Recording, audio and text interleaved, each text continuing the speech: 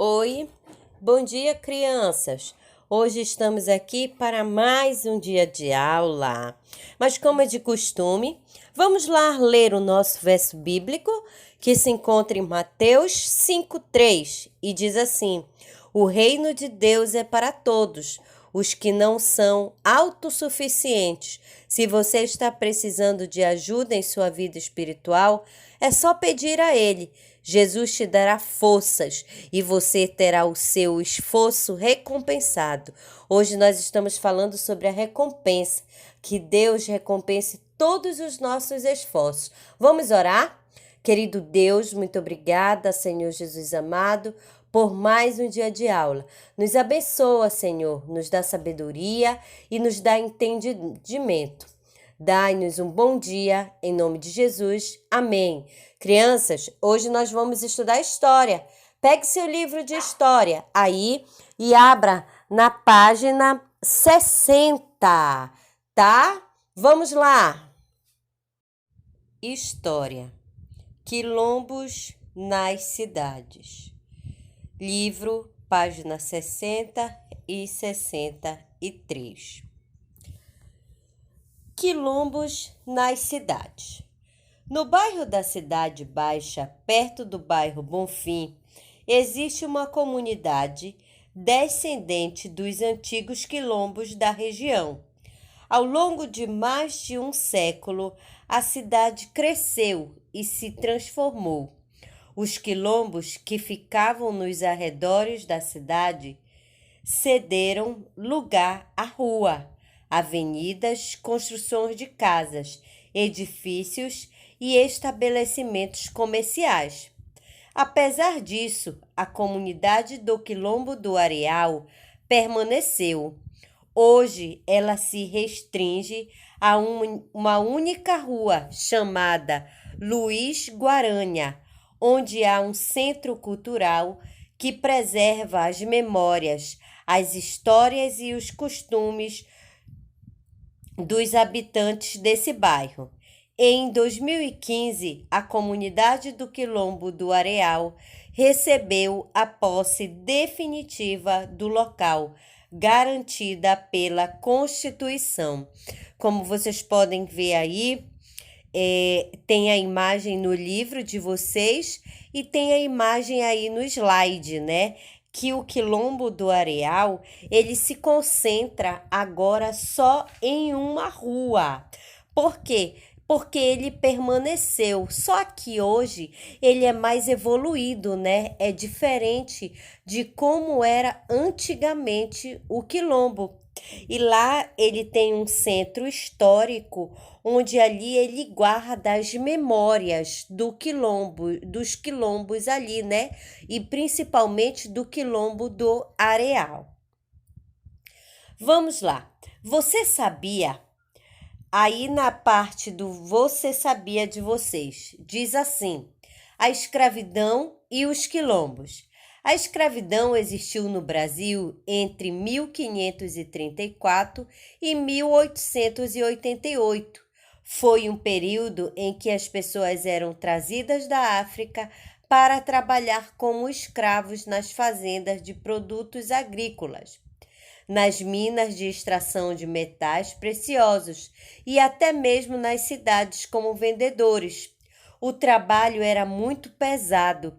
Os escravos não tinham liberdade para fazer o que queriam e recebiam castigos quando se recusavam a realizar trabalho forçado. Muitos escravos fugiam para lugares distantes, onde podiam ser livres. Nesses lugares formavam comunidades chamadas de quilombos.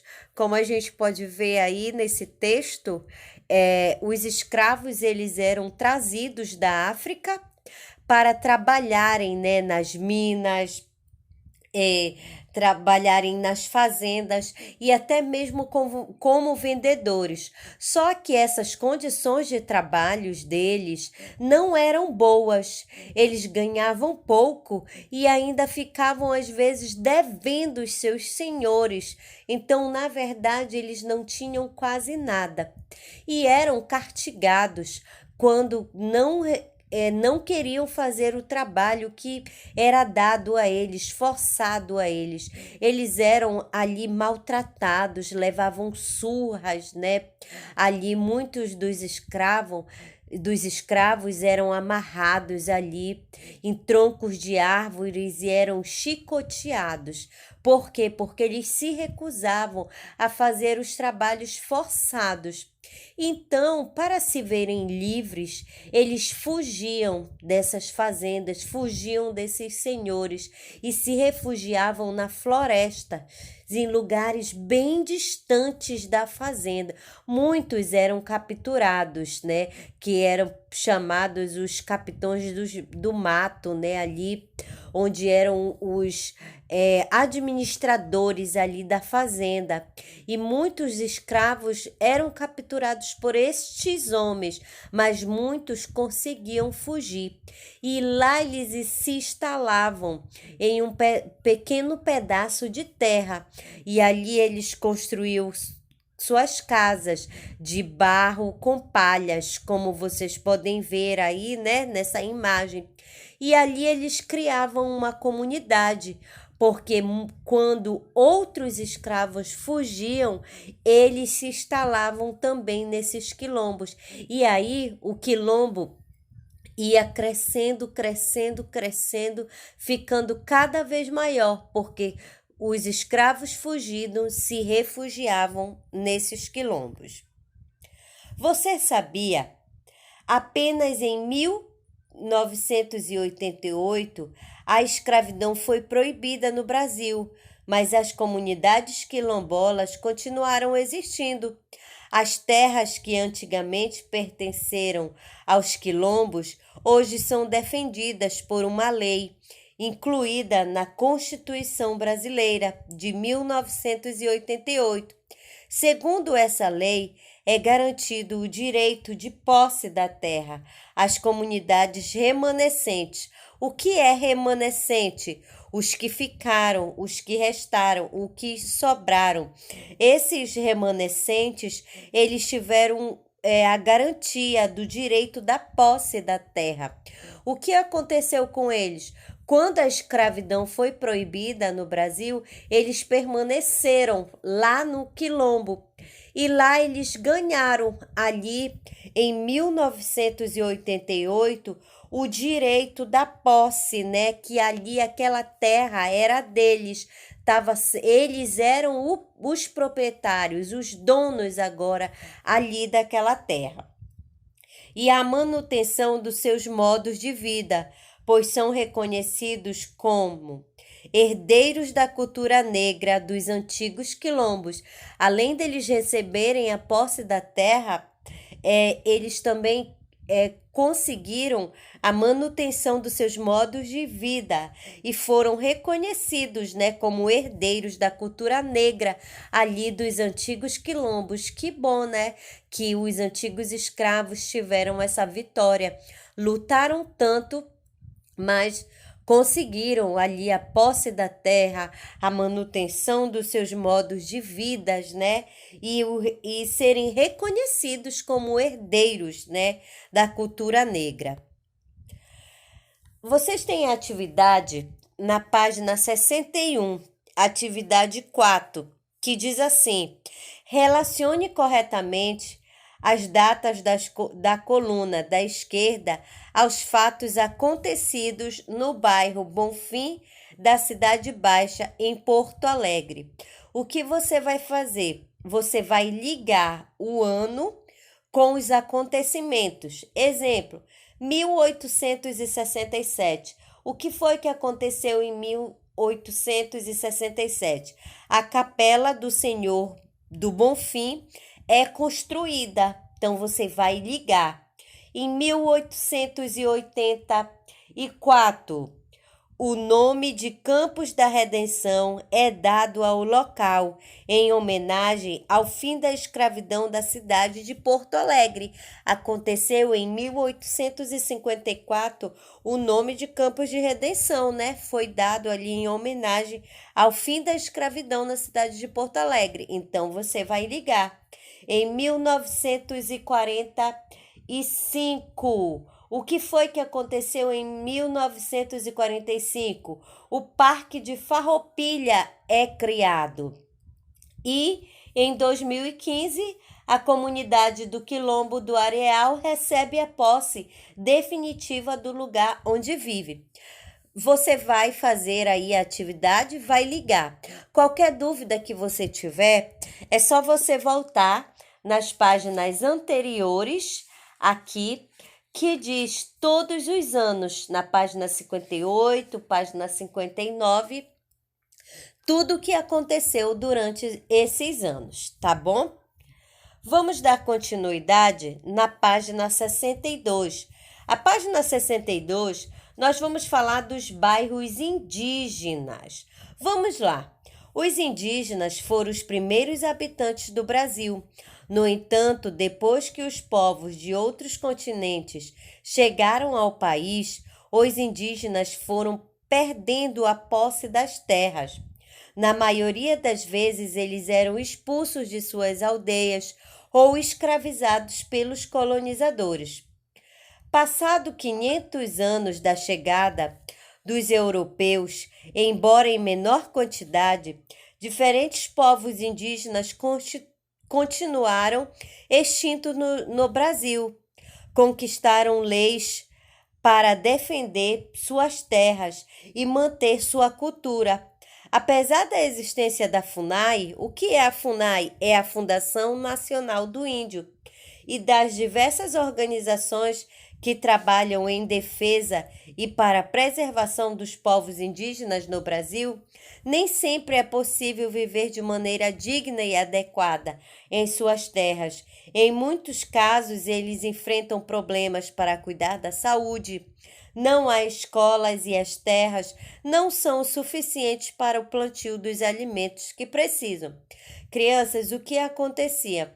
Quando os primeiros habitantes do Brasil vieram, para cá, eles tomaram, a posse das terras dos índios e expulsaram eles. E passando 500 anos da chegada dos europeus, embora em menor quantidade, os povos indígenas, eles continuaram extintos no Brasil, Mas, mesmo com todas as proteções dos índios, não eram suficientes, mesmo tendo a FUNAI ali para proteger eles, para preservar eles ali, mas não era o suficiente para que eles pudessem viver de maneira digna e adequada em suas terras. Eles tinham dificuldades com a saúde, com a educação, ali, o plantio de alimentos para eles,